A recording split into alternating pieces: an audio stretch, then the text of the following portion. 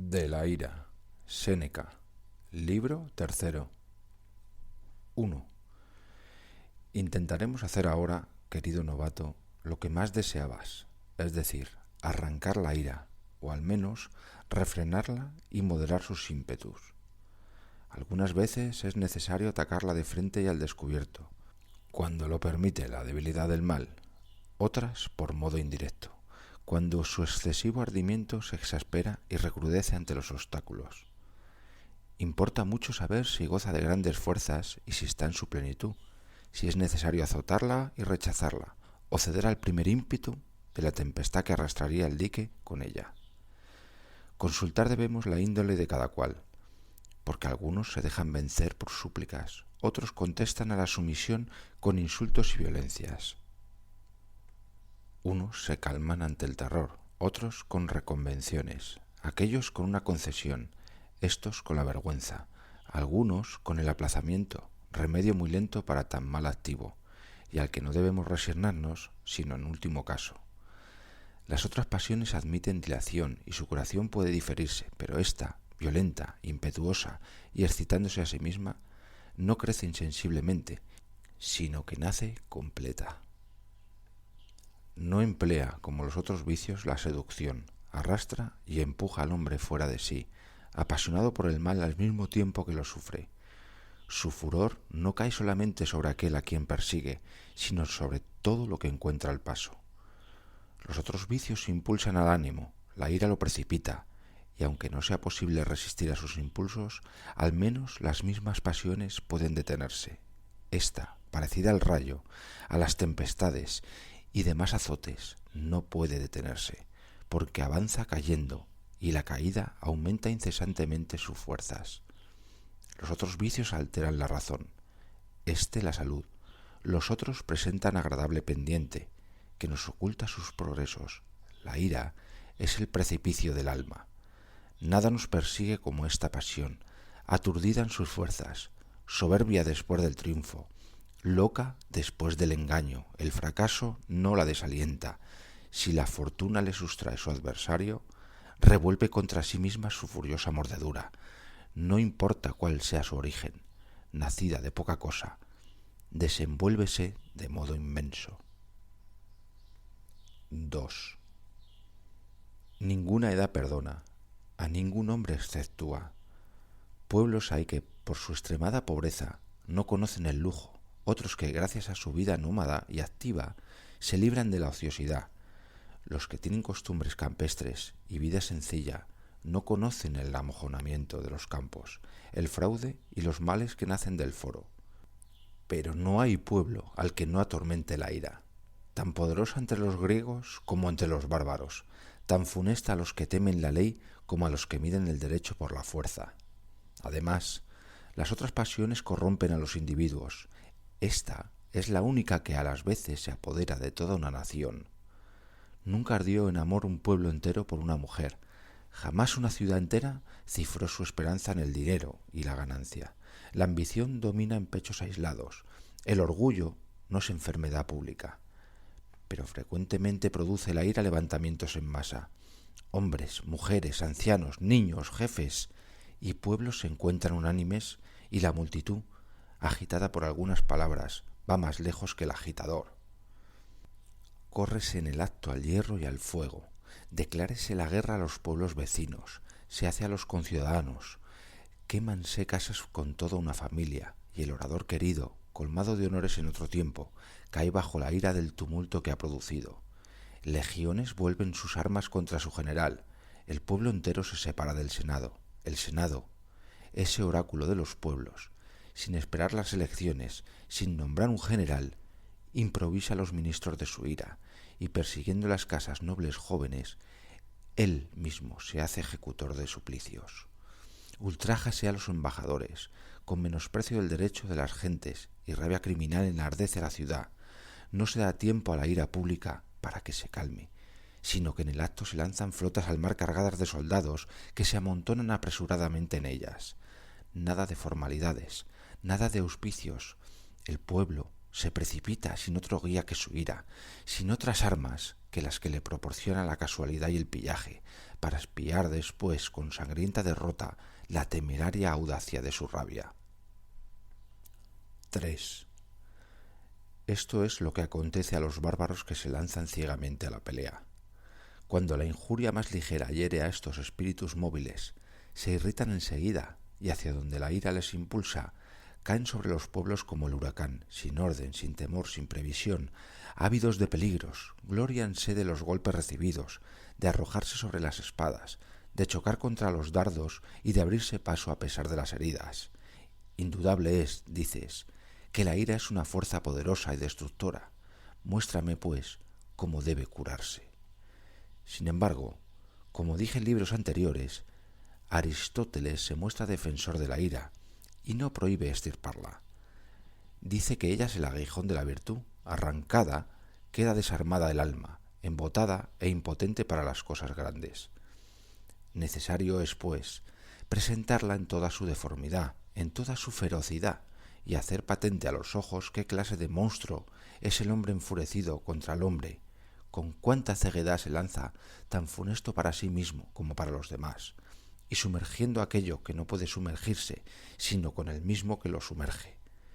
¿Cómo podemos llamar sensato al que, arrebatado por un torbellino, antes es empujado que no caminante, se hace esclavo de furioso delirio y temiendo encargar a otro su venganza, la realiza por sí mismo? Es cruel a la vez con la mano y el corazón, verdugo de lo que más quiere, de aquellos cuya pérdida ha de llorar muy pronto. ¿Quién querría dar por auxiliar y compañera a la virtud esta pasión que destruye todo consejo, sin el cual nada hace la virtud? Las fuerzas que la fiebre despierta en el enfermo son falaces y pasajeras, y solamente sirven para aumentar el mal. No debes creer que pierdo el tiempo en discusiones inútiles, cuando repruebo la ira como si las opiniones de los hombres estuviesen divididas acerca de ella, puesto que hay un filósofo, y de los más ilustres, que le señala sus funciones, considerándola como útil auxiliar del valor en los combates, de la actividad en los negocios, y de todo lo que reclama cierta energía en la ejecución. Para que nadie se engañe suponiendo que puede servir en algún momento, en algún punto, necesario es presentar desnuda esta rabia, loca y desenfrenada. Necesario es devolverle todo su aparato, sus potros, sus cuerdas, sus calabozos, sus cruces, las hogueras que enciende alrededor de los cuerpos enterrados vivos, los ganchos para arrastrar los cadáveres, las cadenas de toda forma, los suplicios de toda especie, látigos para desgarrar, estigmas candentes, jaulas de fieras. En medio de estos instrumentos coloca la ira, lanzando roncos y siniestros rugidos, y más espantosa aún que todos los elementos de sus torturas. 4. Aunque se dudase de sus otros caracteres, es muy cierto que ninguna pasión tiene aspecto más horrible, como lo describimos en libros anteriores, áspero, acre, en tanto pálido por la repentina retirada de la sangre, en tanto rojo y como ensangrentado, acudiendo a la superficie todo calor y vida. Hinchadas las venas, los ojos ora extraviados y convulsos, ora fijos y concentrados en una sola mirada. Añado a esto los dientes rechinando y buscando presa, no siendo otro su ruido que el que produce el jabalí al aguzarse los colmillos. Añade también los crujidos de las articulaciones cuando se retuerce las manos, las redobladas palpitaciones del corazón, la respiración anhelosa, los suspiros que brotan del fondo del pecho, la desordenada agitación del cuerpo, palabras entrecortadas, bruscas exclamaciones, los labios temblorosos y por momentos comprimidos, de los que brota como un silbido. A fe mía, que la fiera irritada por el hambre o por el dardo que queda clavado en el cuerpo tiene aspecto menos repugnante hasta cuando, en su agonía, alcanza al cazador con el último mordisco que el hombre ardiendo en ira. Te agradará ahora escuchar sus vociferaciones, sus amenazas, los acentos del alma torturada por ella. ¿No querrá cada cual huir de esta pasión cuando sepa que comienza por su propio suplicio? ¿No quieres que amoneste a aquellos que desde la cumbre del poder ejercitan la ira, viendo en ella una prueba de fuerza, que cuentan entre los mayores bienes de gran fortuna tener la venganza a sus órdenes, diciéndoles que no puede llamarse poderoso, ni siquiera libre, al hombre dominado por la ira? ¿No quieres que se lo diga a fin de que todos sean más vigilantes y observadores de sí mismos, cuando si los otros vicios son propios de las almas perversas, la ira se desliza hasta en el corazón de hombres ilustrados, y en los más puros, hasta el punto de que algunos filósofos pretenden que la ira es indicio de sencillez, creyéndose vulgarmente mejores a los que están sujetos a ella. 5. Pero, ¿a dónde, dirás, nos lleva esto? A que nadie se crea seguro de este vicio, que lleva a la violencia y a crueldad, hasta los caracteres tranquilos y apáticos, de la misma manera que el vigor del cuerpo y las precauciones mejor observadas no preservan de la peste, que indistintamente ataca a los débiles y a los fuertes. Así también han de temer la ira a los caracteres activos como los fríos y moderados, a los que prepara tanto más vergüenza y peligro cuanto más los modifica. Pero como nuestro primer deber es evitar la ira, el segundo reprimirla y el tercero curarla en los demás, diré ante todo qué debemos hacer para no caer en ella, enseguida cómo nos libraremos de su dominio y últimamente cómo contendremos, cómo calmaremos al iracundo, cómo le devolveremos la tranquilidad. Conseguiremos no encolerizarnos si nos representamos más de una vez todos los vicios de la ira, si la apreciamos en su justo valor. Necesario es que la acusemos y condenemos. Necesario es escudriñar todas sus deformidades y presentarlas a la luz, y para que aparezca tal como es, debemos compararla con las pasiones peores. La avaricia adquiere y amontona para que lo aproveche otra mejor que ella. La ira destruye, siendo muy pocos los que no han perdido algo por ella. Un amo violento obliga al esclavo a la fuga, otro a la muerte. No pierde por la ira mucho más que vale lo que la provocó. La ira trae el luto a los padres, el divorcio a los esposos, el odio a los magistrados, a los candidatos el fracaso. Es mucho peor que la lujuria, porque ésta goza con sus propios placeres, aquella con los sufrimientos ajenos. Sobrepuja a la envidia y a la malevolencia, porque ésta desea el mal, aquella lo realiza. Las primeras se complacen con las desgracias fortuitas, la segunda no espera los reveses de la fortuna, no se contenta con ver padecer al que odia, quiere hacerlo sufrir por sí misma. Nada hay más triste que las enemistades, la ira las provoca. Nada hay más funesto que la guerra, la ira de los grandes la origina, y hasta esas iras individuales y plebeyas no son otra cosa que guerras sin armas ni soldados. Además, aunque prescindamos de los daños que deben seguirla, de las asechanzas y perpetuas inquietudes que dan origen a mutuas luchas, la ira se castiga a sí misma al castigar, porque abdica la naturaleza humana. Esta nos invita al amor, aquella al odio, la una ordena hacer el bien, la otra el mal. Añade que la ira, aunque pretenda proceder de muy alto y tenga cierto aspecto de grandeza, es sin embargo baja y pequeña, porque no hay nadie que no se crea superior a aquel por quien se cree despreciado. Pero el ánimo levantado que se aprecia en lo que vale, no venga la injuria porque no la sienta. Así como las saetas rebotan sobre el cuerpo duro y los golpes descargados sobre masa sólida producen dolor en la mano que hiere, así también ninguna injuria causa impresión en el ánimo noble, sino que se rompe sobre aquello a que ataca. Cuán hermoso es mostrarse impenetrable a todos los dardos, despreciando toda injuria, toda ofensa. Confesarla es conceder que nos ha herido, y no es alma fuerte la que cede ante el ultraje. El que te ofende es más fuerte o más débil que tú. Si es más débil, perdónale. Si es más fuerte, perdónate. 6. No hay señal más cierta que verdadera grandeza que la imparcialidad ante todo lo que pueda acontecer. La región del universo más elevada y mejor ordenada la vecina a los astros, no amontona nubes, no estalla en tempestades, no rueda en torbellinos, está libre de todo huracán, siendo más abajo donde se forma el rayo. De la misma manera, el ánimo levantado, sereno siempre, colocado en esfera tranquila, sofoca en él todos los gérmenes de la ira, siendo ejemplo de moderación, de orden y majestad. Nada de esto encontrarás en el iracundo. ¿Quién es el que, entregado a su ofensa y furor, no prescinde desde luego de todo comedimiento? ¿Quién en el ímpetu de su rabia y al caer sobre alguno no abandona todo pudor?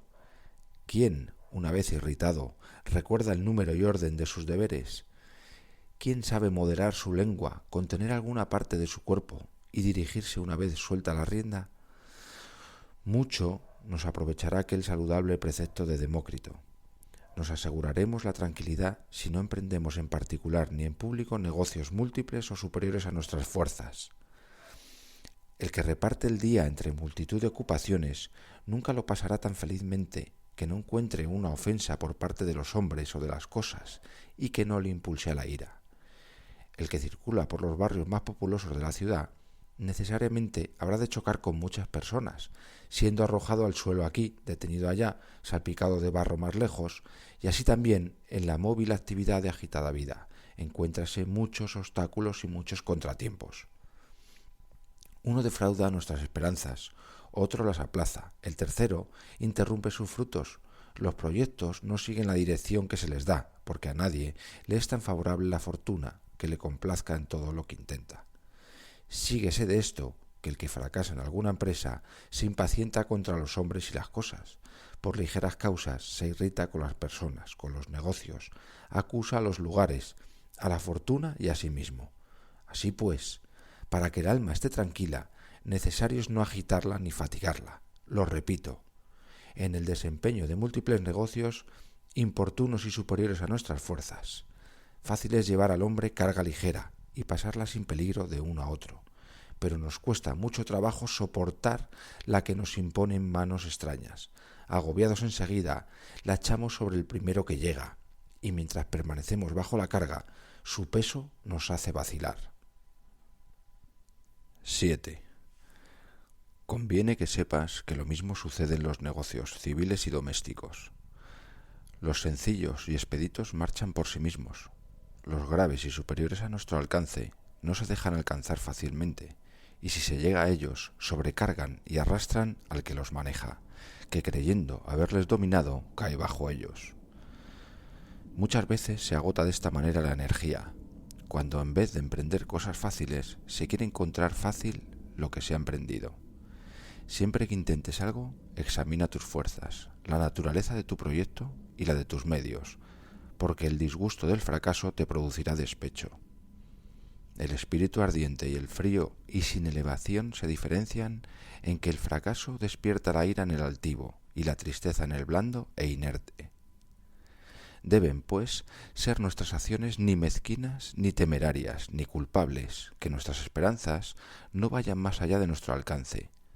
Nada intentemos que, hasta después del triunfo, pueda asombrarnos haberlo conseguido. 8. Cuidemos mucho de no exponernos a una injuria que no podríamos soportar. Rodeémonos de personas amables y complacientes, y todo lo menos posible de ásperos y morosos. Adquiérense las costumbres de los que con frecuencia se trata, y así como se transmiten por el contacto ciertas enfermedades del cuerpo, así también el alma comunica sus pasiones a los que están próximos. El beodo arrastra a sus comensales al amor del vino, la compañía de los libertinos blandea al fuerte, y si se puede al héroe. La avaricia infecta con su veneno a los que se le acercan. Por razón contraria, igual es la acción de las virtudes. Dulcifican todo lo que tocan. Y favorable clima, saludable aire no hicieron jamás tanto por la salud como el comercio con amigos mejores hizo por un alma vacilante. Comprenderás cuánto puede esta influencia si observas que las mismas fieras se domestican viviendo en nuestra compañía, y que el monstruo más agreste pierde todo su cruel instinto si por largo tiempo habita bajo el techo del hombre. Las asperezas se embotan y desaparecen poco a poco al rozamiento de las almas tranquilas. Además, no sólo el ejemplo mejora al que vive entre los varones pacíficos, sino que no encuentra ocasión ninguna de ira y no cede a su viciosa inclinación. Así pues, deberá huir de todos aquellos que sabe han de irritar su irascibilidad. Pero, ¿quiénes son?, preguntas. En todas partes se encuentran, y por causas distintas producen igual efecto. El orgulloso te ofenderá con sus desprecios, el rico con sus altiveces, el impertinente con sus injurias, el envidioso con su malignidad, el disputador con sus contradicciones, el vanidoso con sus mentiras e hinchazón. No podrás soportar que te tema el suspicaz, que te venza el obstinado, que te deprima el fatuo. Elige personas sencillas, afables, morigeradas, que no irriten tu ira y la soporten. Y mejor aún, debes preferir índoles flexibles, humanitarias y suaves que no lleguen, sin embargo, a la adulación, porque la ira se ofende con excesivas lisonjas. Nuestro amigo era ciertamente varón bueno, pero demasiado propenso a la ira, recibiendo tan mal la adulación como la ofensa. Sabido es que el orador Celio era muy irascible. Dícese que una noche cenaba con un cliente suyo, hombre de rara paciencia, pero era muy difícil a éste, estando solo con el orador, evitar una discusión con él. Consideró, por tanto, que lo mejor sería aplaudir cuando dijese y desempeñar el papel de lisonjero. No pudiendo Celio soportar la aprobación, exclamó: «Hazme la contra, para que seamos dos». Pero aquel hombre, que se encolerizaba porque no se irritaba el otro, se calmó enseguida, careciendo de adversario. Si, pues, tenemos conciencia de nuestra irascibilidad, elijamos con preferencia amigos que se acomoden con nuestro carácter y conversación. Verdad es que nos harán susceptibles, que nos harán adquirir la mala costumbre de no escuchar nada que contraríe nuestros caprichos, pero en cambio gozaremos la ventaja de otorgar a la pasión aplazamientos y descanso. El más áspero e indomable se dejará acariciar, y nada es rudo e intratable para la mano ligera. Cuantas veces se prolonga y agria una discusión, es necesario cortarla antes de que llegue a ser violenta. La disputa se alimenta de sí misma. Una vez lanzada, nos empuja hacia adelante. Más fácil es abstenerse de combatir que separarse de la lucha. 9. El iracundo debe abstenerse también de estudios demasiado serios, o al menos no entregarse a ellos hasta la fatiga, no repartir el espíritu entre muchas cosas, sino dedicarle a las artes amenas. Deleítese con los versos y los fabulosos relatos de la historia, trátese con dulzura y cuidados. Pitágoras calmaba a los acordes de la lira las turbulencias de su alma. Nadie, por el contrario, ignora que el clarín y la trompeta excitan, mientras que ciertos cánticos llevan tranquilidad al espíritu. El color verde conviene a los ojos débiles, y existen matices que dan descanso a la vista fatigada, en tanto que otros deslumbran con su brillo. Así también los estudios agradables deleitan la mente enferma. Evitemos el foro, los pleitos, los tribunales y todo lo que puede enconar nuestro mal. Huyamos también de la fatiga corporal, porque destruye todo lo que en nosotros hay de tranquilidad y quieto, sublevando los humores acres. Así pues, aquellos que no tienen seguridad de su estómago, antes de tratar algún negocio importante, templen con algún alimento su bilis, que el cansancio hace fermentar enseguida. Sea porque la dieta reconcentre el calor, altere la sangre y detenga su curso en las venas debilitadas, sea porque la extenuación y debilidad del cuerpo embote el ánimo. Sin duda, por esta razón los muy trabajados por los años o las enfermedades son más irascibles. Por las mismas causas, conviene evitar el hambre y la sed que exasperen y enardecen los ánimos. 10. Viejo es el refrán: el cansado busca pendencia, y puede aplicarse a todos los que se encuentren atormentados por el hambre, la sed o cualquier otro padecimiento, porque así como se experimenta el dolor al contacto más leve de la llaga y hasta la idea sola del contacto, así también se ofende de las cosas más pequeñas el espíritu enfermo. Un saludo, una carta, una pregunta, a ser algunas veces motivo de porfía. No se toca una herida sin producir gemidos. Lo más conveniente es curarse desde los primeros síntomas del mal. Para esto es necesario dejar a nuestras palabras la menor libertad posible y contener los ímpetus. Fácil es sin duda dominar la pasión en el momento en que nace. La enfermedad tiene señales precursoras. Así como existen presagios que anuncian de antemano la tempestad y la lluvia, existen también ciertas señales para la ira, el amor y todas esas tempestades que agitan el alma. Los que padecen accesos de epilepsia sienten la proximidad del mal cuando el calor abandona las extremidades, cuando se extravía la vista, cuando se contraen los nervios, cuando se turba la memoria, cuando gira la cabeza. Así es que atacan al mal en su origen por medio de los preservativos ordinarios, o ponen perfumes y medicinas a la misteriosa causa que les impulsa al vértigo, combaten con fomentos el frío y la rigidez, o bien, si la medicina es impotente, evitan la multitud y caen sin testigos.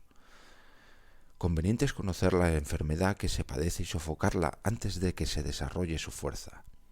Investiguemos cuáles sean las causas que nos irritan más. Aquel se irrita por una palabra ultrajante, el otro por acción. Uno quiere que se respete su nobleza, otro su hermosura. Este desea pasar por elegante, aquel por sabio. Uno se subleva contra el orgullo, otro contra la resistencia. Quien no cree digno de su ira al esclavo, quien cruel en su casa es sumamente afable y fuera de ella, solicitar, lo considera uno envidia, no solicitar, lo considera otro desprecio. No son todos vulnerables por mi lado. 11. Conveniente es, pues, que conozcas tu punto débil para protegerlo más que los otros. No es bueno verlo todo, oírlo todo, que pasen inadvertidas muchas injurias. Ignorarlas equivale a no recibirlas. ¿No quieres ser iracundo? No seas curioso. El que averigua todo lo que se dice de él, el que va a desenterrar las palabras malévolas, hasta las más secretas, se persigue a sí mismo. Frecuentemente lleva la interpretación a ver injurias imaginarias, cosas hay que conviene aplazar, otras que deben despreciarse y muchas que hay que perdonar. Por todos los medios debe restringirse la ira, y las más veces pueden convertirse las cosas en risa y broma.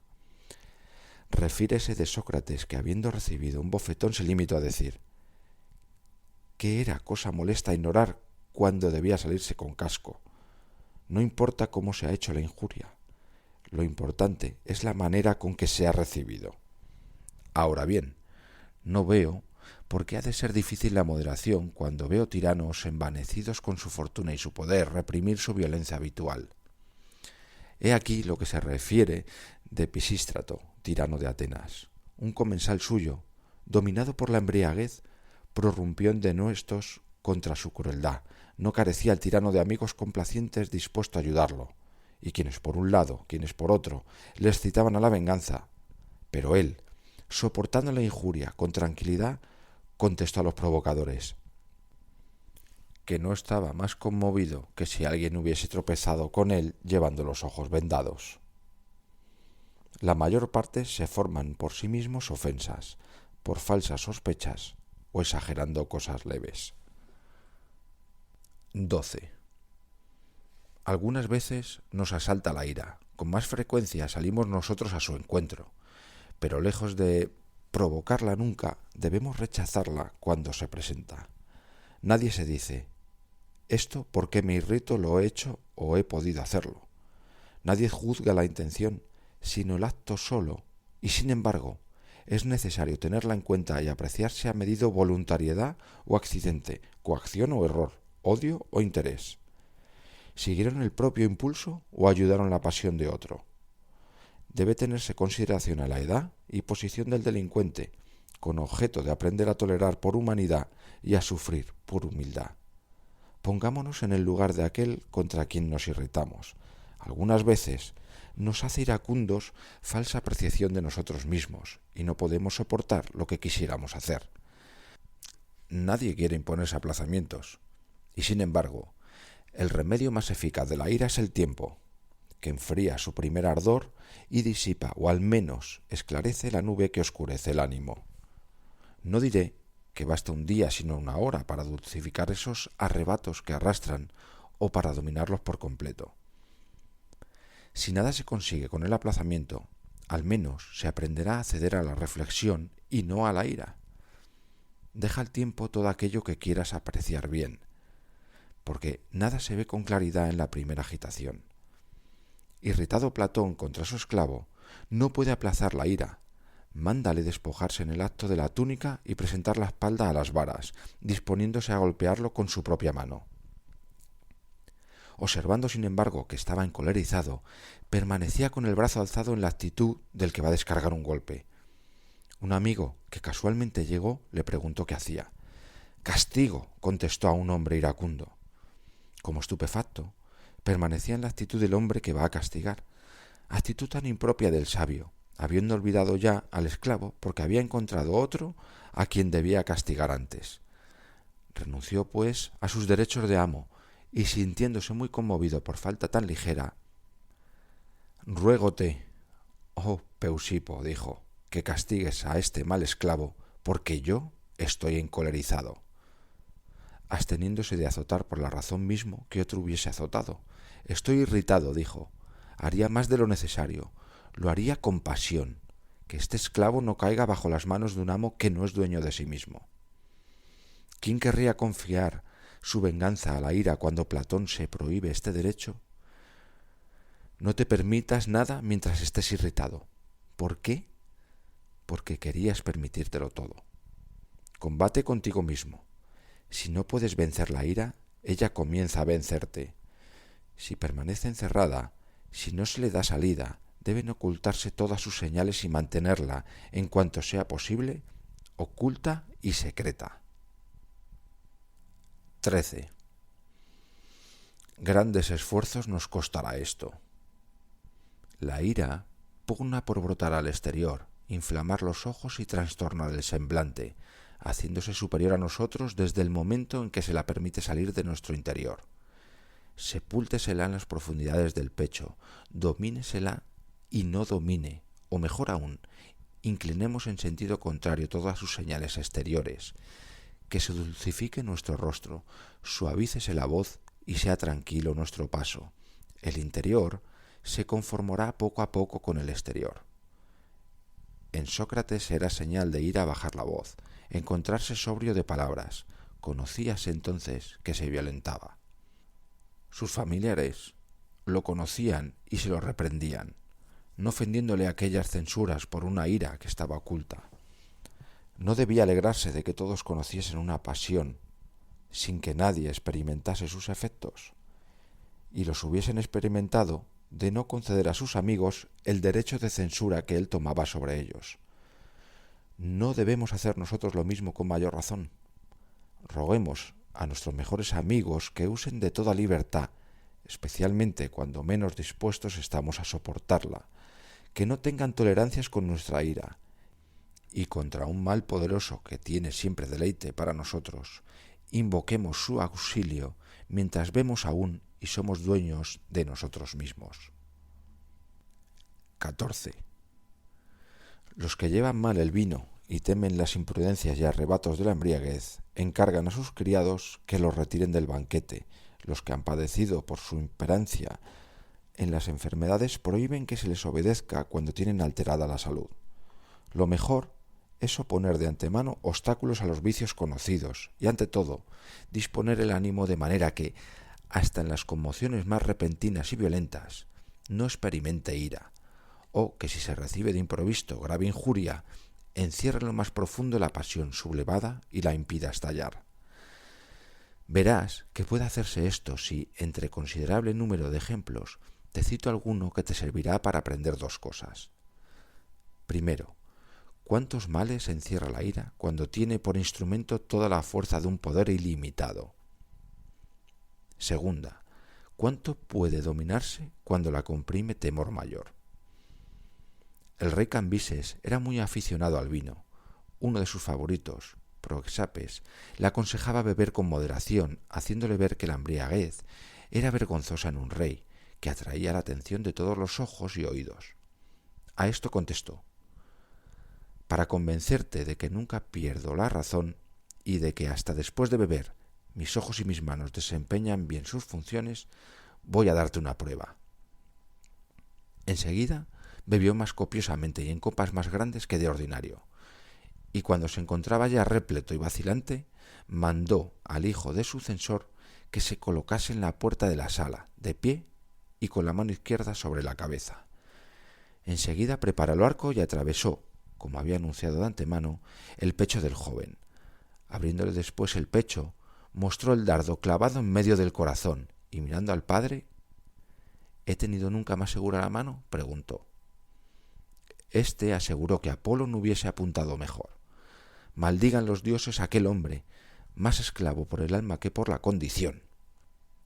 Alabó lo que ya era demasiado haber presenciado. Encontró ocasión de adulaciones en aquel pecho partido de un hijo, en aquel corazón palpitando bajo el hierro.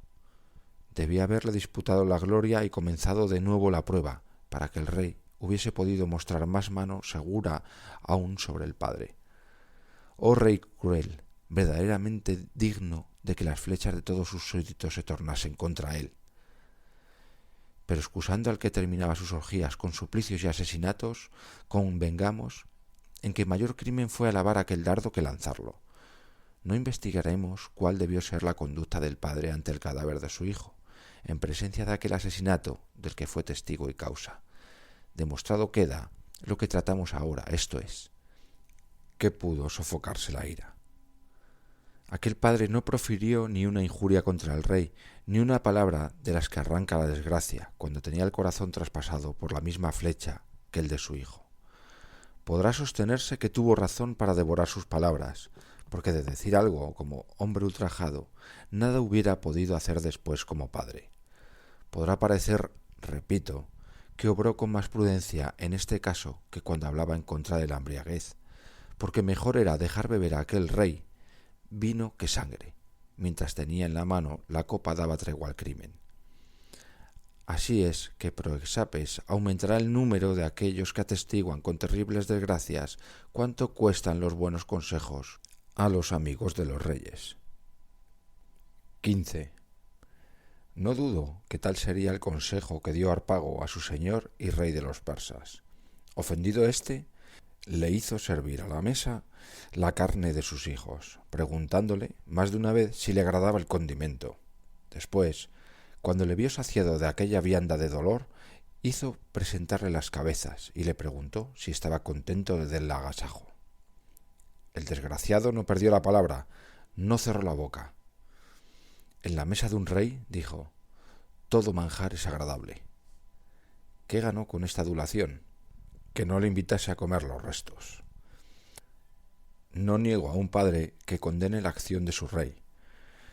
No te niego que busque la venganza que merece tan atroz monstruosidad.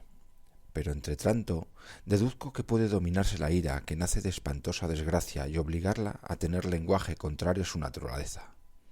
Si es necesario dominar el resentimiento, lo es especialmente a los cortesanos y a aquellos que se sientan a la mesa de los reyes. Así es como se come en ellos, así es como se bebe, así es como se responde. Necesario es reír en los propios funerales. ¿Debe pagarse tan cara la vida? Lo veremos. Esta es otra cuestión. No llevaremos consuelos a calabozo tan triste. No le exhortaremos a soportar los mandatos de sus verdugos. Mostrarémosles en toda servidumbre un camino abierto a la libertad. Si el alma está enferma y padece por sus propios vicios, por sí misma puede terminar sus miserias. Diré al que cae en manos de un tirano cuyas saetas apuntan al corazón de sus amigos, a aquel cuyo señor alimenta a los padres con las entrañas de sus hijos. ¿Por qué gimes, insensato? ¿Por qué esperas a que un enemigo acuda a vengarte con la ruina de tu país, o a que llegue poderoso rey de lejanas comarcas? A cualquier parte que mires encontrarás fin a tus males. ¿Ves aquel precipicio? Por allí se baja la libertad. ¿Ves esa mar, ese río, ese pozo? En el fondo de sus aguas tiene asiento la libertad. ¿Ves aquel árbol pequeño, retorcido, siniestro? En él está suspendida la libertad. ¿Ves tu cuello, tu garganta, tu corazón? Salidas son para huir de la esclavitud. Pero te mostramos caminos demasiado penosos y que exigen mucho valor y fuerza. ¿Buscas vía fácil a la libertad? En cada vena de tu cuerpo la tienes. 16. Aunque no encontramos nada tan intolerable que nos haga repudiar la existencia, en cualquier estado en que nos encontremos, rechacemos la ira. Perniciosa es para los que obedecen, porque la indignación aumenta los tormentos y los mandatos son tanto más pesados, cuanto con mayor impaciencia se les soporta. Así es que la fiera que lucha aprieta el lazo, el pájaro que se remueve y agita, se extiende el visco por las plumas. No hay yugo tan estrecho que no hiera menos al que lo arrastra que al que lo rechaza. El único alivio para los grandes males es la paciencia y sumisión a las necesidades. Pero si es útil al que obedece en contener sus pasiones y especialmente esta tan furiosa y desenfrenada, más útil es todavía a los reyes. Todo está perdido cuando la fortuna permite realizar lo que aconseja la ira, y el poder que se ejerce en detrimento de considerable número no puede durar mucho y peligra en cuanto el terror común reúne a aquellos que separadamente sufrían. Muchos tiranos han perecido, ora a manos de un hombre solo, ora a las de un pueblo entero, al que el dolor público obligaba a hacerse un arma de todas las iras. ¿Y cuántos, sin embargo, han usado la ira como privilegio de su poder? Testigo es Darío, que una vez derribado Mago, fue el primer llamado al trono de Persia y de mucha parte del Oriente. Como hubiese declarado la guerra a los escitas, que lo estrechaban por el lazo oriental, el noble anciano Obezano les suplicó le dejase uno de sus 3 hijos para consuelo de su paternidad, y se quedase con los otros 2 a su servicio. Prometiendo el rey más de lo que se le pedía, contestó que se los enviaría, y haciéndoles matar delante de su padre, se los entregó. Muy cruel habría sido si se los hubiese llevado. 12. Fue más clemente Jerjes. Pitio, padre de 5 hijos, le pidió la exención de uno de ellos y le permitió elegir el que quisiese. Después hizo partir por medio al elegido, colocando cada mitad en un lado del camino, siendo ésta la víctima lustral del ejército. Por esto tuvo la suerte que merecía. Vencido y agobiado por todos lados, vio desaparecer los restos de su poder y volvió por en medio de los cadáveres de los suyos. Esta ferocidad en la ira es propia de los reyes bárbaros, en quienes no ha penetrado instrucción ni cultura literaria. Pero te presentaré, saliendo de las manos de Aristóteles, a Alejandro, que mata con su propia mano, en medio del festín, a su querido Clito, compañero suyo de la infancia, que se mostraba poco dispuesto a adularle y a pasar de la libertad macedonia a la esclavitud persa. Lisímaco, que le era igualmente querido, fue expuesto a la ferocidad de un león, y acaso este Lisímaco, que por tan rara fortuna escapó de las mandíbulas del león, fue más benigno cuando llegó a reinar. Mutiló a su amigo Telésforo, de Rodas, haciéndole cortar la nariz y las orejas, guardándole por mucho tiempo en una jaula como animal nuevo y extraordinario. Aquel rostro destruido, deforme, nada tenía del aspecto humano. Añade a esto los tormentos del hambre y la repugnante suciedad de aquel cuerpo, que se arrastraba sobre su propio excremento, con las rodillas y las callosas manos que lo estrecho de la prisión convertía en pies, los costados llenos de llagas por el roce, espectáculo espantoso y terrible a la vista. El suplicio había hecho de aquel hombre un monstruo que repelía hasta la compasión. Sin embargo, por desemejante que fuese del hombre el que tales penas padecía, más desemejantes aún era el que las mandaba. 18.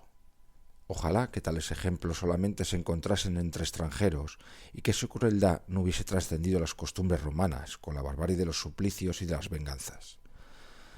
A Mario, a quien el pueblo había alzado en todas las encrucijadas estatuas a las que dirigían plegarias con libaciones e incienso, Sila mandó romperle las piernas, sacarle los ojos, cortarle las manos, y como si hubiese de sufrir tantas muertes como heridas, fue desgarrado lentamente por todas las articulaciones.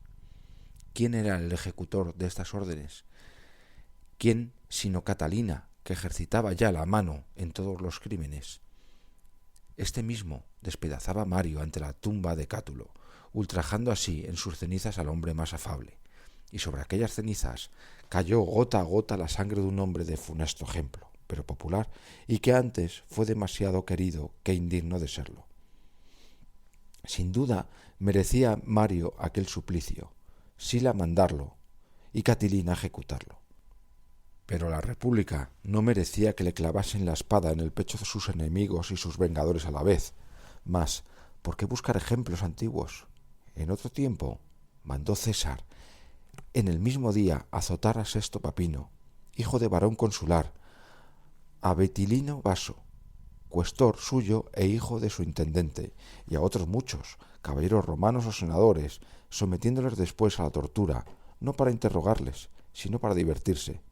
Enseguida, impaciente por todo lo que aplazaba sus placeres, que las exigencias de su crueldad pedían sin tregua, paseando entre las alamedas del jardín de su madre, que se extiende entre el pórtico y la ribera, hizo llevar algunas víctimas de aquellas con matronas y otros senadores para decapitarles a la luz de las antorchas. ¿Quién le instaba? ¿De qué peligro público o privado lo amenazaba una sola noche? ¿Qué le importaba, en fin, esperar la luz para no matar con sandalias a los senadores del pueblo romano? 19. Conveniente es a nuestro propósito dar a conocer cuánta fue la insolencia de su crueldad, aunque parezca tal vez que nos extraviamos y separamos en digresiones, pero estas locuras de la soberbia dependen de la ira cuando se desencadena desenfrenadamente. Al verlo entregar al látigo a los senadores, podía decirse con él: suele hacerse. Había agotado para los suplicios todos los tremendos recursos de la tortura, cuerdas, borceguíes, fuego, su propia cara. En este punto se me contestará: ¿qué cosa tan grande hacer pasar bajo el látigo y entre las llamas, como malvados esclavos, a 3 senadores, cuando meditaba degollar a todo el senado, cuando deseaba que el pueblo romano no tuviese más que una cabeza para poder consumar en un solo día y de un solo golpe todos los crímenes que había multiplicado en tantas veces y en tantos parajes? ¿Qué cosa más inaudita que un suplicio nocturno? El ladrón se oculta en las tinieblas para cometer su delito, pero el castigo legal, cuanto más público sea, mejor sirve para ejemplo y represión. También se me contestará aquí: esos excesos que tanto te sorprenden son la ocupación diaria de ese monstruo. Para eso vive, para eso despierta, para eso medita durante la noche.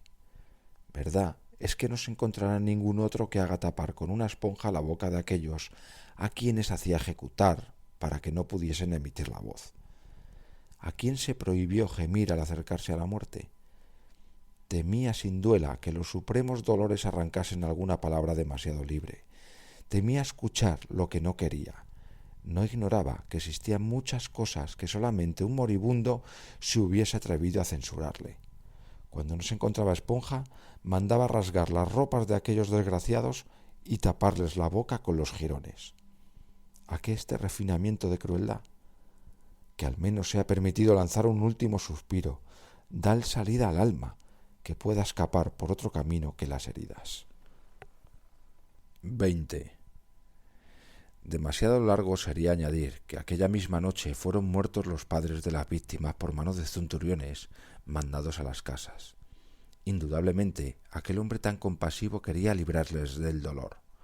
Pero no me he propuesto descubrir la crueldad de Cayo, sino de los males de la ira, que no se desencadenaba solamente contra los individuos, sino que desgarra naciones enteras y cae sobre las ciudades, los ríos y los objetos destituidos de todo sentimiento de dolor. Así pues, un rey de Persia hace cortar la nariz a todo un pueblo de la Siria, de aquí el nombre de Rinocolura, que se dio a aquella comarca. ¿Crees que fue indulgente por no haber cortado otras tantas cabezas? Deleitóse con nuevo género de suplicio. Cosa parecida amenazaba a los etíopes, por cuya longevidad se les llamó macrebios, porque no presentaban humildemente la cerviz a la esclavitud, porque contestaron a sus legados con libertad que los reyes llaman insolencia. Cambises avanzaba enfurecido contra ellos, pero sin provisiones, sin haber hecho reconocer los caminos, arrastraba consigo por ásperas soledades todo el material de guerra. Desde la primera jornada careció de lo necesario, sin encontrar recurso alguno en aquella región estéril, inculta y jamás hollada por la humana planta. Primeramente, combatieron el hambre con las hojas tiernas y retoños de los árboles. Enseguida, con cuero blandeado al fuego y todo aquello que la necesidad convertía en alimento. Más adelante, cuando en medio de las arenas faltaba también la hierba y raíces, y se descubrió inmensas soledades provistas hasta de animales, los soldados se diezmaron para obtener alimentación más horrible que el hambre. La ira, sin embargo, impulsaba hacia adelante al rey, hasta que, perdida una parte del ejército, comida a otra, temió se le llamase también al sorteo. Entonces dio al fin la señal de retirada. Durante este tiempo reservaban para él aves delicadas y camellos llevaban todo el material de sus cocinas, mientras los soldados preguntaban a la suerte quién había de morir miserablemente y quién había de vivir peor aún. 21. Cambises se irritó contra un pueblo desconocido e inocente, pero digno, Ciro contra un río. Cuando corría apresuradamente al cerco de Babilonia, porque en la guerra la oportunidad da el triunfo, quiso vadear el Guinden. Desbordado entonces, cosa peligrosa hasta cuando el río, merced a los ardores del verano, se encuentra en su nivel más bajo, arrastrado por la corriente, uno de los blancos caballos que tiraban de la carroza real, indignóse profundamente Ciro, y juró que aquel río que arrastraba sus caballos quedaría reducido al punto que las mujeres pudiesen atravesarlo y pasear por él. Trajo a aquel punto, en efecto, todo su material de guerra y puso a la obra a sus soldados, hasta que cada orilla quedó cortada por 180 canales, y desparramadas las aguas se dividieron por 360 arroyos, dejando en seco el lecho del río. Perdió, pues, el tiempo, cosa muy grave en las grandes empresas, el ardor de los soldados, agotado con inútiles trabajos, y la ocasión de sorprender a gente desprevenida, mientras hacía el río la guerra declarada al enemigo. 22. Esta locura, ¿cómo llamarla de otra manera?, se apoderó también de los romanos. Cayo César destruyó cerca de Herculano una quinta bellísima porque su madre estuvo presa en ella en algún tiempo, eternizando por este medio aquel suceso, porque mientras estuvo en pie se pasaba junto a ella, y ahora se pregunta la causa de su ruina. Necesario es meditar en estos ejemplos para huir de ellos, y por el contrario, deben seguirse los de templanza y moderación, que dieron aquellos que no carecieron de motivos de ira ni de medios para vengarse. ¿Qué había en efecto más fácil para Antígono que mandar al suplicio 2 soldados que, apoyados en la tienda real, hacían lo que los hombres hacen con mucho gusto, aunque con mucho peligro, murmurar de su rey? Antígono lo había oído todo, porque solamente les separaba de los murmuradores un lienzo, y moviéndolo ligeramente les dijo: retiraos más lejos, no sea que os oiga el rey. De la misma manera, durante una marcha nocturna, habiendo oído a algunos soldados maldecir al rey, porque les había hecho entrar en un camino cenaguesco y difícil, acercóse a los más apurados, y después de ayudarles a salir, sin darse a conocer, ahora les dijo: maldecid a Antígono, que os ha traído a este mal paso, pero desead el bien para el que os ha sacado del lodazal. Con igual mansedumbre soportó las imprecaciones de sus enemigos que las de sus súbditos. En el sitio de no sé qué castillejo, confiando los griegos que lo defendían en la resistencia de la fortaleza, insultaban a los sitiadores, burlándose de la fealdad de Antígono, de su corta estatura y de su aplastada nariz. Me alegro, dijo, y algo bueno espero, teniendo a Sileno en mi campamento. Habiendo reducido a aquellos burlones por el hambre, he aquí cómo obró con los prisioneros. Repartió entre las cohortes a los que eran útiles para el servicio, y a los demás los vendió en subasta, lo que, dijo, no hubiera hecho a no ser útil dar amo a gentes que tenían mala lengua. Nieto de este rey fue Alejandro, que arrojaba su lanza contra sus convidados, que de los 2 amigos que antes cité, entregó uno al furor de un león y el otro al suyo. De ellos, sin embargo, vivió el arrojado al león. 23. No había heredado este vicio de su abuelo ni de su padre, porque si existió en Filipo otra virtud, también tuvo la paciencia para soportar las injurias, poderoso medio para proteger un reino. Demochares, llamado Parresiastes, a causa de la excesiva intemperancia de su lengua, vino a él con otros legados atenienses. Filipo, después de escucharles con benevolencia: decidme, añadió, ¿qué puedo hacer que sea grato a los atenienses?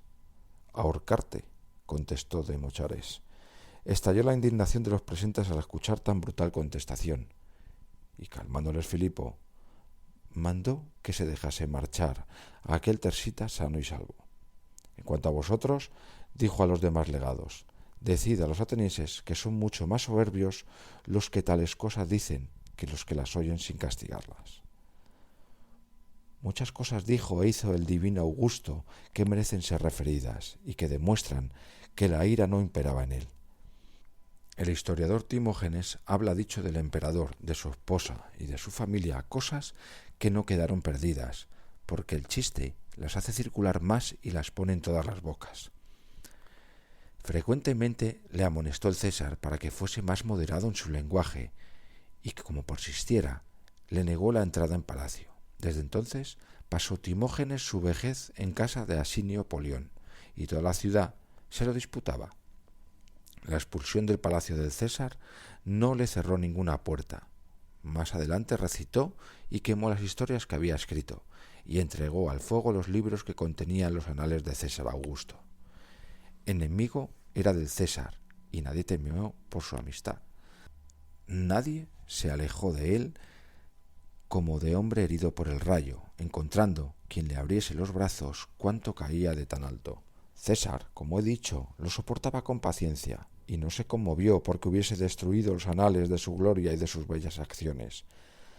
Jamás censuró al que hospedaba a su enemigo, y solamente dijo una vez a Asinio Polión. Como éste se preparaba a acusarse, se le adelantó diciéndole: «Goza, querido Polión, goza de tu hospitalidad». Y cuando Polión replicó: «Si lo mandas, César, lo expulsaré de mi casa». «¿Crees que haré eso?», dijo, «cuando soy yo quien os ha reconciliado».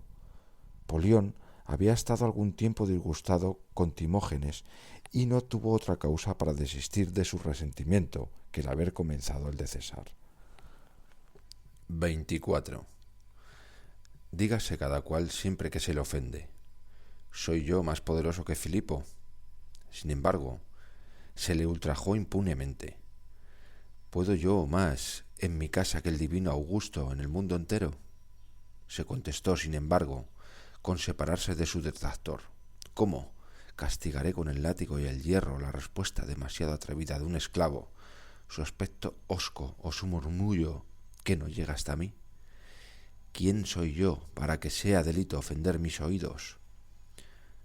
Muchos han perdonado a sus enemigos, y yo no perdonaré a un esclavo perezoso, negligente o hablador. Excúsese el niño con su edad, con su sexo la mujer, con su libertad el extranjero y el criado con la familiaridad. ¿Acaso es la primera vez que nos desagrada? Recordemos cuántas nos ha complacido. ¿Nos ha ofendido muchas veces? Soportemos lo que hemos soportado tanto tiempo. ¿Es un amigo quien nos ofende? ¿Ha hecho lo que no quería? ¿Es un enemigo? ¿Ha hecho lo que debía? Cedamos al prudente, perdonemos al insensato, y digámonos, en cuanto a todos, hasta los varones más sabios caen en multitud de faltas. Que no hay nadie tan circunspecto que no olvide alguna vez su cuidado, nadie tan sensato que no abandone alguna vez su gravedad en la viveza de algún arrebato, nadie tan precavido contra el ultraje que no incurra en el defecto que quiere evitar. 25. Así como el hombre vulgar encuentra en el derrumbamiento de la fortuna de los grandes consuelo a sus males, y llora con menos amargura en un rincón la muerte de su hijo al ver dolorosos funerales que salen de un palacio, así también cada cual soportará con más resignación algunas ofensas, algunos desprecios al pensar que no hay poder, por grande que sea, que se encuentre al abrigo de injurias. Y si los más prudentes delinquen, ¿qué error carece de legítima excusa? Recordemos cuántas veces se mostró nuestra juventud poco celosa de sus deberes, poco cauta en sus palabras, poco sobria en el vino. Se ha irritado uno, démosle tiempo para reconocer lo que ha hecho. Él mismo se corregirá. Impondráse castigo, no hay razón para que nosotros hagamos la misma que él. Es indudable que el que desprecia los ataques que arrancan de la multitud se coloca más alto que ella. Propios de la verdadera grandeza no sentirse herida. Así es que la fiera poderosa se vuelve lentamente al ladrido de los perros. Así también el fuerte peñasco desafía el asalto de la imponente ola. El que no se irrita queda inaccesible a la injuria, el que se irrita se quebranta. Pero el que acabo de presentar como superior a todos los ataques tiene como abrazado el soberano bien y responde no solamente al hombre, sino que también a la fortuna. Por mucho que hagas, eres demasiado débil para turbar mi serenidad. La razón a la que he entregado la dirección de mi vida me lo prohíbe, la ira me perjudicaría más que la injuria. Conozco los límites de la una, pero ignoro hasta dónde me arrastraría la otra. 26. No puedo sufrirla, dices. Es muy difícil soportar la injuria. Mientes, porque ¿qué hombre no puede soportar la injuria si puede soportar la ira? Añade también que al obrar de esa manera soportas la ira y la injuria. ¿Por qué soportas los arrebatos del enfermo y las palabras del demente? ¿Por qué los golpes del niño? Porque te parece que no saben lo que hacen. ¿Qué importa cuál sea la enfermedad que hace desvariar? La demencia es excusa igual para todos. ¿Cómo? Dices, ¿quedará impune el que injuria? Considera que así lo quieres y sin embargo no sucederá así. El mayor castigo del mal es haberlo cometido y la pena más rigurosa es quedar entregado al arrepentimiento. Finalmente, necesario es considerar la condición de las cosas humanas para que seamos jueces equitativos en todos los accidentes. No se tiene en cuenta el color negro entre los etíopes, ni entre los germanos roja cabellera atada en nudo. Cada cual es según su propia naturaleza. Nunca encontrarás extraño o repugnante en un hombre lo que es común a toda su nación. Ahora bien, cada ejemplo de esto solamente significa la costumbre de una región o de un ángulo de la tierra. Considera ahora si la indulgencia será más justa tratándose de vicios extendidos por todo el género humano. Todos somos inconsiderados e imprevisores, irresolutos, susceptibles, ambiciosos. ¿A qué ocultar con palabras suaves la llaga pública? Todos somos malos. Así pues, cada cual encuentra en su propio corazón aquello mismo que reprende en otro. ¿Por qué notas la palidez de éste, el enflaquecimiento de aquel? La epidemia está en todos. Seamos, pues, más tolerantes recíprocamente. Malos vivimos entre malos. Una sola cosa puede devolvernos la tranquilidad, el convenio de nuestra tolerancia. Aquel me ha ofendido, no le he devuelto la ofensa, pero tal vez habrás ofendido ya a otro o le ofenderás. 27. No te juzgues por una hora o un día. Considera la disposición habitual de tu ánimo. Aunque no hayas hecho ningún mal, puedes hacerlo. ¿No es mejor curar la injuria que vengarla? La venganza absorbe mucho tiempo y nos expone una multitud de ofensas por una sola que nos molesta. En todos dura más la ira que la injuria. ¿No es mejor seguir otro camino y no poner vicios a vicios? ¿Te parecería en sano juicio el que devolviese la coz al mulo o el mordisco al perro? Pero esos animales, dices, no saben que obran mal. En primer lugar, es muy injusto aquel para quien el nombre de hombre excluye la indulgencia. Además, si los otros animales escapan de tu ira, porque son irracionales, debes colocar en la misma línea a todo aquel que carece de razón. ¿Qué importa que se diferencie en todo lo demás de los animales irracionales, si se les parece en aquello que hace excusemos sus faltas, en la ceguedad de la mente? ¿Has ofendido? Es la primera vez. Es la última. No debes creerle, aunque diga, no lo haré más. Ofenderá otra vez y otro le ofenderá a él. Y toda la vida girará entre errores. Hemos de tratar mansamente a lo que es intratable. Lo que se acostumbra a decir en medio del dolor puede decirse con mucha eficacia en la ira. ¿Cesará alguna vez o nunca? Si ha de cesar, ¿no es mejor abandonar la ira que ser abandonado por ella? Si ha de durar siempre, contempla qué vida tan borrascosa te preparas, qué henchido de hiel habrás de estar. 28. Añade también que, si tú mismo no enciendes tu ira y renuevas sin cesar los estímulos que deben alimentarla, se extinguirá por sí misma y diariamente perderá fuerzas. ¿Y no será mucho mejor que caiga vencida por ti que vencida por sí misma? Te irritas contra éste, después contra aquel, contra tus esclavos, contra tus libertos, contra tus padres, contra tus hijos, contra conocidos, contra desconocidos. Y por todas partes abundan motivos si el buen juicio no interviene. El furor te arrastrará de aquí para allá, y más lejos aún, y como a cada paso surgirán nuevos estímulos, la rabia no te abandonará. Vamos, desgraciado, ¿cuándo amarás? Oh, qué hermoso tiempo pierdes en cosas malas. Cuánto más dulce sería hacerse amigos, desde luego, calmar enemigos, servir a la República, dedicar los cuidados a los asuntos domésticos, antes que ir buscando por todas partes el daño que puedes hacer a alguno para ofenderle en su dignidad, en su patrimonio o en su persona, cuando no puedes conseguirle sin combate ni peligro, aunque luchases con un inferior.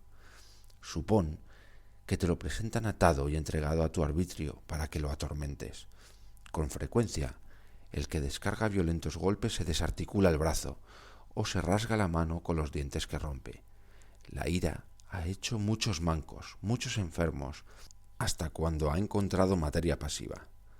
Además, no hay ser tan débil al que pueda destruirse sin peligro. El dolor o la casualidad hace a las veces al más débil igual al más fuerte. Y también la mayor parte de las cosas por que nos irritamos antes nos contrarían que nos ofenden, y media mucha diferencia entre oponerse a nuestra voluntad y no servirla, entre arrancarnos algo y no dárnoslo. Sin embargo, colocamos en la misma línea al que toma y al que rehúsa, al que destruye nuestras esperanzas y al que las aplaza, al que obra contra nosotros o en provecho propio, al que ama a otro y al que nos odia. Y muchos, en verdad, tienen motivos no solamente justos, sino que también honestos para oponérsenos. Uno defiende a su padre, otro a su hermano, este a su tío, aquel a su amigo. Sin embargo, no les perdonamos que lo hagan, les censuraríamos que no lo hicieran, o más bien, lo que es increíble, alabamos el hecho y censuramos al que lo realiza. 29. Y a fe mía, el varón grande y justo admira hasta entre sus enemigos aquel cuyo valor se obstina en defender la salvación y libertad de la patria. Querría tenerle como conciudadano, como soldado.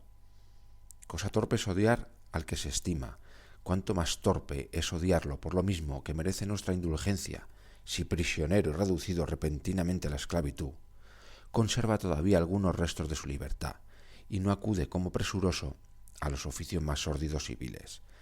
Si debilitado por la ociosidad no puede seguir la carrera del caballo o la carroza de su señor, si fatigado por continuas vigilias cede al sueño, si rehúsa los trabajos rústicos o los desempeña con languidez, obligado a cambiar la suave servidumbre urbana por tareas tan rudas, distingamos la incompetencia de la mala voluntad y perdonaremos con mucha frecuencia si examinamos antes de irritarnos. Pero cedemos al primer impulso, enseguida, a pesar de la puerilidad de nuestros arrebatos, insistimos en ellos para que no parezca que nos irritamos sin razón. Y lo más injusto de todo es que la injusticia de la ira la hace más obstinada. Retenémosla y la aumentamos como si su exceso fuese prueba de su justicia. Cuánto mejor sería considerar las primeras causas en toda su ligereza e insignificancia. Lo que observas en los animales ves que acontece en el hombre. Pertúrbale una frivolidad, una sombra. 30. El color rojo excita al toro. El áspid se levanta delante de una sombra. Un lienzo blanco alarma a los osos y leones. Todo lo que es naturalmente cruel e irrebatable se espanta por cosas vanas. Lo mismo acontece con los espíritus inquietos y débiles. Alármanse por sospecha de las cosas y hasta tal punto que muchas veces consideran injurias favores ligeros, que vienen a ser fecunda y amarga una fuente de su ira. Irritámonos contra nuestros mejores amigos porque han hecho por nosotros menos de lo que habituamos imaginado, menos que recibieron otros, cuando en ambos casos es otro el remedio. ¿Concedió más a otro? Gocemos de lo que tenemos sin hacer comparaciones. Nunca será feliz el que desea felicidad mayor. Tengo menos de lo que esperaba, pero tal vez esperaba más de lo que debía.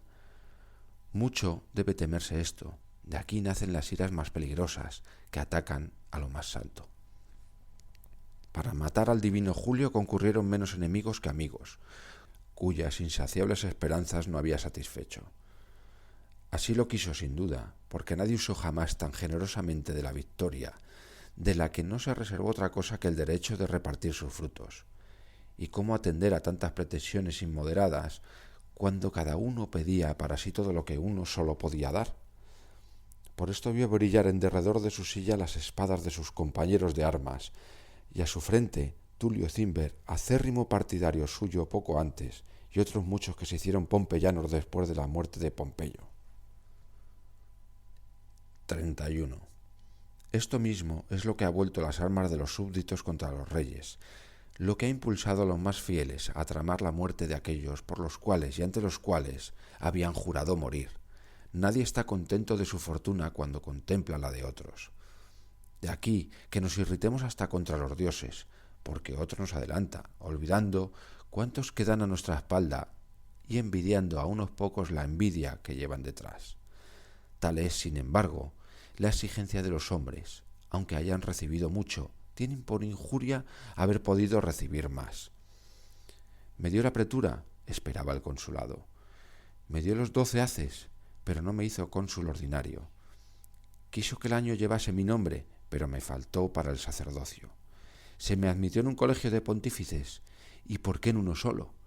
Me llevó a la cumbre de la grandeza, pero no aumentó mi patrimonio. Me dio lo que había de dar a alguno, de lo suyo no me dio nada. Pero más bien has de darle gracias por lo recibido. Espera lo demás y regocíjate por no encontrarte repleto aún. Felicidad es que todavía queda algo que esperar. ¿Los has vencido a todos? Alégrate de ocupar el primer puesto en el corazón de tu amigo. ¿Te vencen muchos? Considera cuánto más numerosos son los que te siguen que los que te preceden.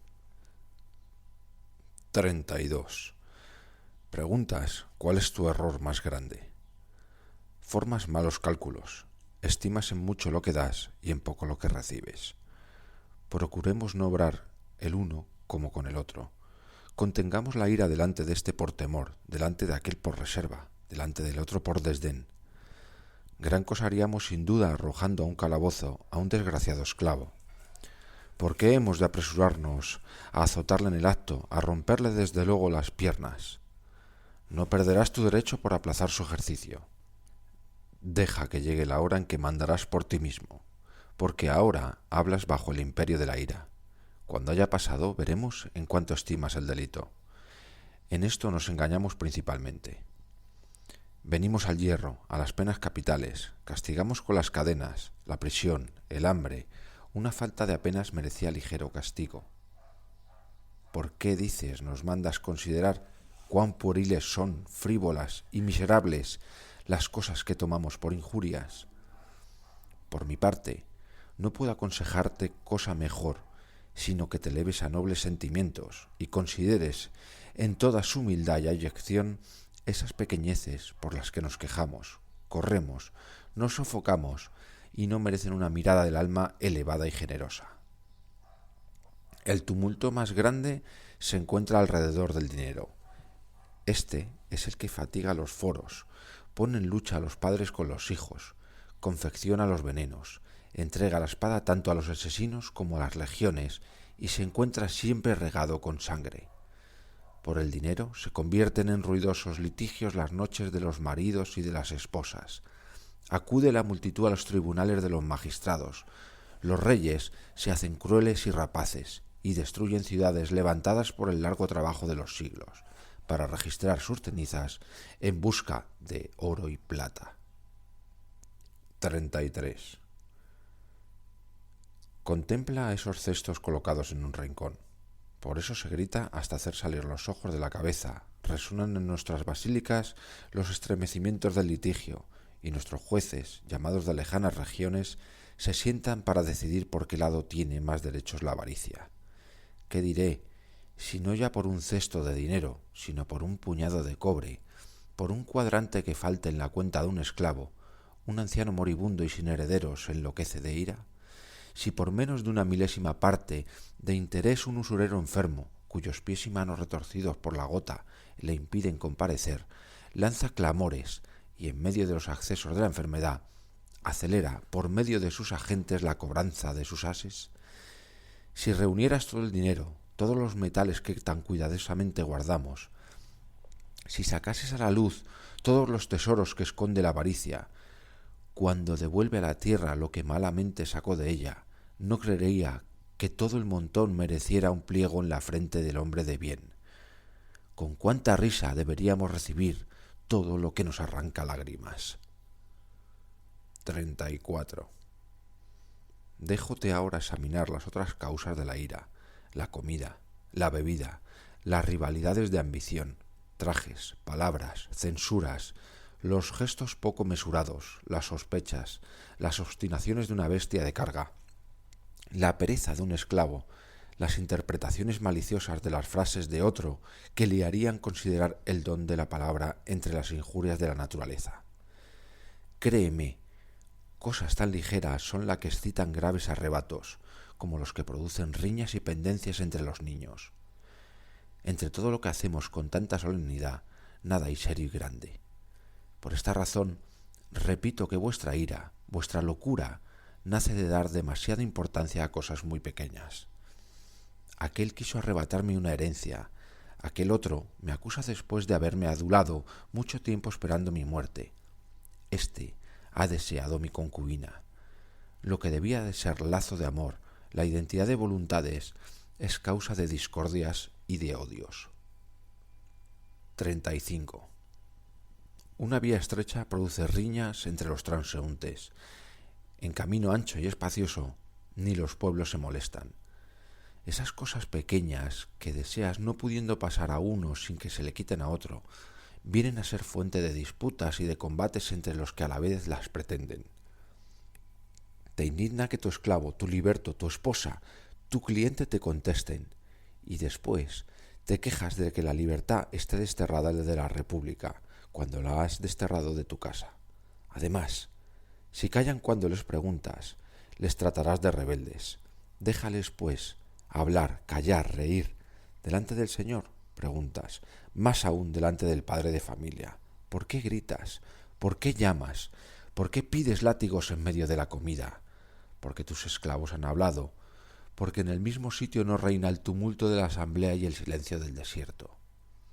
No tienes oídos más que para escuchar cantos dulcemente modulados, sonidos que brotan en suave armonía.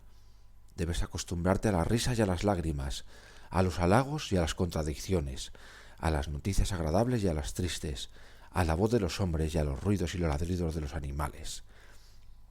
¿Por qué, mísero, te estremeces al grito de un esclavo, al sonido de una campana, al crujido de una puerta? Por delicado que seas, has de escuchar el fragor del trueno. Lo que digo de los oídos puede aplicarse a los ojos, que no son menos caprichosos y están mal educados. Oféndeles una mancha, una suciedad, una pieza de plata que no está muy luciente, un vaso que no brilla al sol. Esos ojos que sólo pueden soportar mármoles de colores recientemente pulidos, mesas con chispeantes vinos, que en la casa no quieren reposar sino sobre tapices bordados de oro, que resignan, sin embargo, a ver fuera callejuelas mal pavimentadas y fangosas, transeúntes en su mayor parte suciamente vestidos, paredes de casas pobres, cuarteadas, desplomadas y cayendo en ruinas. 36. ¿Qué razón hay para que lo que no ofende en público hiera en la casa, sino que allí llevamos costumbres suaves y tolerantes y aquí desapacibles y quisquillosas? Necesario es educar y fortalecer todos nuestros sentidos, que por naturaleza son pacientes. Si el ánimo trata de corromperlos, debe llamársele todos los días a cuentas. Así lo hacía Sextio. Cuando terminaba el día, en el momento de entregarse al descanso de la noche, examinaba su conciencia. ¿De qué defecto te has currado hoy? ¿Qué vicio has combatido? ¿En qué has mejorado? La ira se calmará y hará más moderada cuando sepa que diariamente ha de comparecer ante un juez. ¿Qué cosa más bella que examinar de esta manera cada día? ¿Qué sueño el que sigue a este examen de las acciones? Cuán tranquilo, profundo y libre, cuando el alma ha recibido su alabanza o recomendación y sometida a su propio examen, a su propia censura, ha hecho secretamente el proceso de su conducta. De esta autoridad uso y diariamente me cito ante mí mismo, en cuanto desaparece la luz de mi vista, y mi esposa, enterada ya de esta costumbre, guarda silencio. Examino conmigo mismo todo el día y repaso de nuevo todas mis acciones y palabras. Nada me oculto, nada me dispenso, en efecto. ¿Por qué había de temer considerar ni una sola de mis faltas, cuando puedo decirme, cuida de no hacer esto otra vez, por esta te perdono? En tal debate has hablado con excesiva acritud. En adelante, no te comprometas con ignorantes. Los que nada han aprendido no quieren aprender. Reprendiste a aquel con demasiada libertad, por cuya razón has ofendido más que corregido. Considera en lo sucesivo, no solamente si es verdadero lo que dices, sino también si puedes soportar lo verdadero aquel a quien lo dices. 37. Al varón bueno agrada la reprensión, el malvado soporta con impaciencia al censor. ¿Te desagradan en el convite las agudezas de los chistosos dichas para atormentarle? Cuida de evitar las mesas demasiado numerosas. Después del vino es más desenfrenada la licencia, porque hasta los mismos sobrios pierden el comedimiento. ¿Has visto a tu amigo irritado contra el portero de algún abogado, de algún rico? Porque no le han recibido, y tú mismo te irritaste por él contra el esclavo más despreciable. ¿Te irritarías contra un perro encadenado? Este, después de ladrar mucho, se amansa con el bocado que se le arroja. Aléjale y ríe. El portero se cree importante porque guarda una puerta asediada por los litigantes, y su amo, que descansa dentro, dichoso y afortunado, considera como muestra de grandeza y poder una puerta bien guardada. No piensa que es más difícil de pasar el dintel de una cárcel. Reflexiona que necesitas paciencia para muchas cosas. ¿Quién extraña tener frío en invierno, mareo en el mar, sacudidas en camino? El ánimo es fuerte contra las desgracias cuando se encuentra preparado. Te señalan en la mesa un puesto inferior y te irritas contra el que te convidó, contra el nomenclátor y contra el que te prefirieron. ¿Qué te importa, insensato, la parte del lecho que hundes? ¿Acaso un cojín puede honrarte o rebajarte? ¿Has mirado de mal ojo a quien murmuró de tu ingenio? ¿Aceptas esta ley? En ese caso, podría odiarte Ennio, porque no te deleita, Hortensio buscarte pendencia, y Cicerón declararse enemigo tuyo si te burlas de sus versos. 38. Siendo candidato, ¿puedes soportar con calma el resultado de los sufragios? Alguno te ha injuriado, pero, más que Diógenes, filósofo estoico, en medio de larga disertación sobre la ira, un niño insolente le escupió, y el filósofo soportó el ultraje con dulzura y prudencia. No me irrito, dijo, pero dudo si convendría que me irritase. Nuestro Catón habló mejor aún. Un día en que estaba defendiendo una causa, Léntulo, aquel hombre funesto y de facciosa memoria, le arrojó al rostro cuanto pudo arrancar de espesa saliva, y aquél, limpiándose el semblante, le dijo: aseguraré a todos, oh Léntulo, que se engañan los que niegan que tienes boca. 39. Hasta ahora, querido novato, hemos enseñado al ánimo a moderarse, a no sentir la ira o a dominarla. Veamos cómo podremos calmarla en los demás, porque no queremos solamente curarnos, sino curar. Cuidaremos mucho de no intentar calmarla con palabras en sus primeros ímpetus, porque entonces está ciega y loca. Le dejaremos tiempo. Los remedios son más eficaces cuando declina el mal. No irritaremos los ojos en lo más fuerte de la afluxión para no inflamarlos más, ni los otros malos en el momento de la crisis. El reposo cura las enfermedades incipientes. ¿Para qué sirve tu remedio, dirás, si cura la ira cuando por sí misma se ha calmado? En primer lugar, para que desaparezca más pronto. Además, evita las recaídas y, en último lugar, engaña esos primeros arrebatos que no nos atreveríamos a calmar. Retíranse todos los instrumentos de venganza. Fíngese ira, a fin de que, mostrándose auxiliar, partícipe en el resentimiento, los consejos tengan más autoridad. Gánese tiempo, y sobre pretexto de buscar castigo más enérgico, suspéndese la pena presente. A fuerza de destreza se da descanso al furor. Si la ira es demasiado violenta, se le atacará por razones de pudor, a las que no resistirá, o por el miedo. Si es más débil, se le distraerá con pláticas agradables, con relatos de cosas nuevas, excitando el deseo de aprender. Dícese que teniendo que curar un médico a la hija de un rey, y no pudiendo conseguirlo sin emplear el hierro, mientras bañaba ligeramente un tumor en el pecho, introdujo un escalpelo que llevaba oculto en la esponja. La joven hubiese rechazado la operación si abiertamente se lo hubiesen propuesto, y soportó el dolor porque no lo esperaba. 40. Algunos no se curan sino con engaños. Al uno se dirá: cuida de que tu furor no regocije a tus enemigos. Al otro, atiende a no perder la reputación de firmeza y elevación de ánimo que todos te reconocen. Me indigno, a fe mía, y no encuentro límites a la venganza. Pero es necesario esperar la oportunidad. El castigo llegará. Encierra tu indignación en tu pecho. Cuando puedas vengarte, nada habrás perdido con esperar. Contrariar al iracundo, chocar con él de frente, es irritarle. Necesario es atacarla en diferentes puntos y con precauciones, como por acaso no seas tú persona de tal manera importante, que puedas imponer tu autoridad, como hizo el divino Augusto la noche en que cenaba en casa de Bedio Polión. Rompió un esclavo un vaso de cristal. Bedio mandó que lo cogiesen y le diesen una muerte poco común en verdad. Quería que lo arrojasen a las enormes lampreas que llenaban su vivero. ¿Quién no hubiese creído que las alimentaba por lujo? Era por crueldad. El esclavo se escapó, refugióse a los pies de César y pidió por toda gracia morir de otra muerte y no convertirse en pasto de peces. Conmovióse César ante aquella cruel novedad y mandó dar libertad al esclavo, romper ante sus ojos toda la cristalería y rellenar el vivero. De esta manera debía César castigar a su amigo. Esto era usar bien de su autoridad.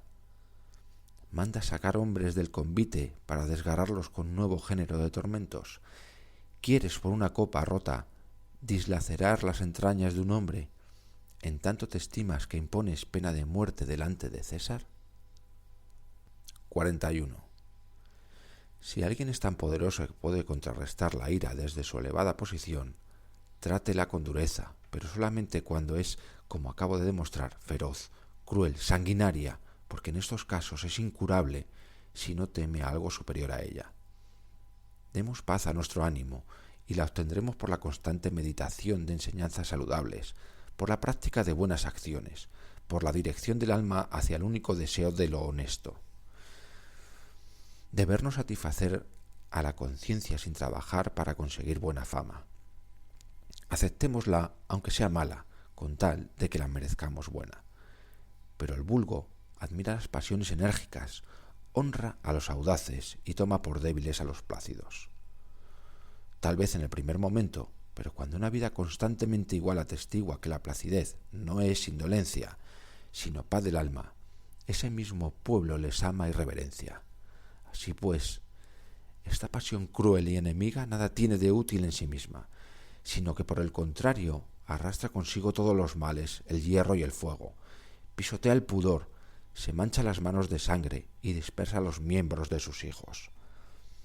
Nada deja al abrigo de sus crímenes sin recuerdo de la gloria, sin temor de la infamia, hácese incorregible, cuando la ira se endurece hasta el odio.